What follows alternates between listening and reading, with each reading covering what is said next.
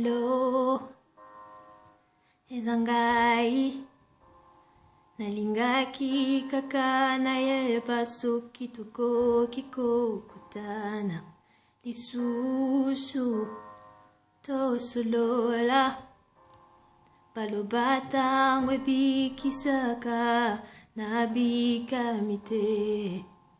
Hello, uzoyoka ngai nazamusi kalotaka nanga ndenge tozalaka na biso tozalaka bilenge pensomi nabosani ndenge mokili ezalaki liboso tolingana bokeseni ezali okati nanga na yo ebele ya bakilometele pe.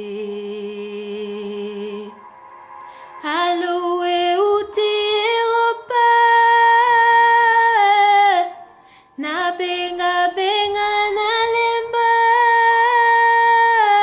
yo limbi sanga pona mabena sala kasi soki na bengiyo oyamba kate. Aloe uti musika